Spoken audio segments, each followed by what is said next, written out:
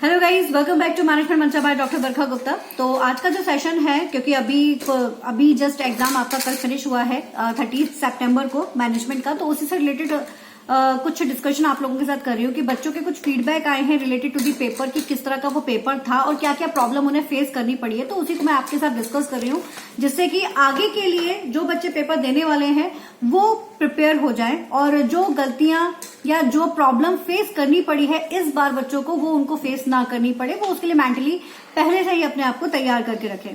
The first thing is that कि paper was to लेंदी। जैसा पहले था वैसे ही इस बार भी लेंदी पेपर काफी आया हुआ था। बट ये चीज अच्छी है कि कुछ बच्चों का कहना है कि लाइक ये अपने अजम्पशंस के ऊपर था कि जिसने पहली बार दिया था उसको ये पेपर थोड़ा टफ लग रहा था, बट जो ऑलरेडी पेपर दे चुका था तो उनके लिए ये पेपर थोड़ा सा इजी था।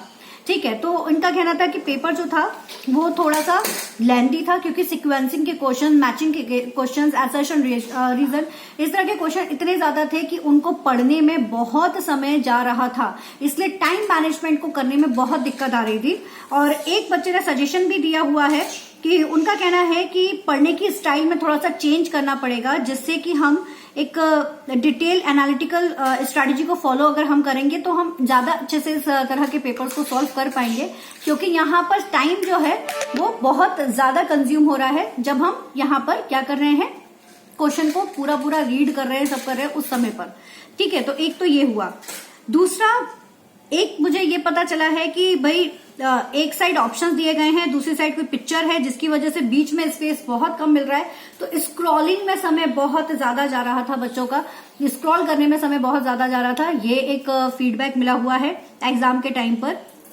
इसके बाद पेपर जो था वो अनएक्सपेक्टेड था, बिकॉज बहुत ज्यादा लेंथी था। जैसे कॉमर्स में पीवाईक्यूज आए थे, इस बार ऐसा नहीं था, लेकिन हाँ कुछ पीवाईक्यूज रिपीट हुए हैं। आई थिंक कंसेप्ट रिपीट हुए हैं, ये देखने को मिला है।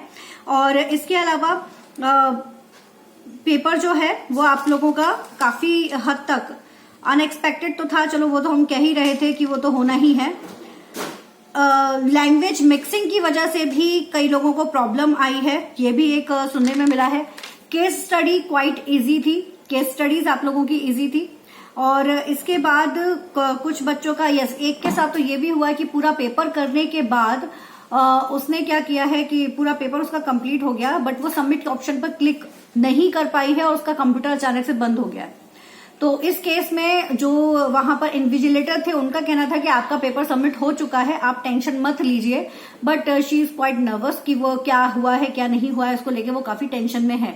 तो इस तरह का केस अगर किसी और के साथ भी हुआ है तो आप लोगों ने उसके लिए क्या किया है जरूर बताना। बाकी आई सजेस्ट कि आप ऐसे केसेस में अपने एडमिट कार्ड के साथ में और अपने एडमिट कार्ड के साथ में एक मेल कर दीजिए एनटीए को, और साथ ही साथ अपना रोल नंबर, सेंटर नेम, आपका नाम, वो सारी चीजें वहां पर मेंशन कर दीजिए, जिससे कि अगर इस तरह का कोई इशू किसी और के साथ भी हुआ है तो कम से कम वो वहां तक, एनटीए तक वो चीज पहुंच जाए और उस चीज को थोड़ा सा देखा जाए। ऑल्दो इन्विजिलेटर का कहना है कि आपका पेपर सबमिट हो चुका होगा, ऑटोमेटिकली टाइम खत्म होने के साथ ही पेपर सबमिट हो जाता है, ऐसा कहना है। तो अब देखते हैं कि क्या इसका है, लेकिन आप अपनी तरफ से अपनी प्रोसेस करके रखिए अगर इस तरह की कोई चीज हुई है तो। ठीक है, और यस, एक चीज और है कि जिसने प्रैक्टिस की हुई है, जिसने काफी टाइम से प्रैक्टिस की है, कंसेप्ट को समझ के काम किया है, उनका पेपर बहुत अच्छा गया हुआ है। क्योंकि कुछ बच्चों के फीडबैक आए कि पेपर बहुत अच्छा गया है, और क्योंकि उन्होंने टाइम मैनेजमेंट बहुत स्ट्रांगली किया हुआ था, क्योंकि दे नो कि कैसे सीक्वेंसिंग क्वेश्चंस को अटेम्प्ट करना है। प्रीवियसली पीवीआईक्यूज वो करते आ रहे थे, वो भी डिटेल एनालिसिस के साथ में। So this is all about कि कुछ जो प्रॉब्लम फेस करने को मिली है बच्चों की तरफ से, और जो प्रॉब्लम मतलब काफी हद तक क्या डिस्कशन में आया क्या नहीं आया, वो सारी चीजें आप लोगों के साथ मैंने शेयर की हुई है। तो जब भी आप अपने नेक्स्ट पेपर की तैयारी कर रहे हैं तो बी प्रिपेयर फॉर इट। इसके लिए आप अपने आप को तैयार रखिए कि हमको रीडिंग हैबिट को बढ़ाना है, क्वेश्चन पढ़ने के तरीके को चेंज करना है। रीडिंग प्रैक्टिस जितनी ज्यादा आप कर पाओगे उतना ज्यादा आपके लिए बेटर रहेगा। साथ ही साथ पीवाईक्यूज आप लोग लगाइए, क्योंकि 2 साल के पीवाईक्यूज जिस तरह से आ रहे हैं इस बार भी उसी तरह के ही क्वेश्चंस आए हैं।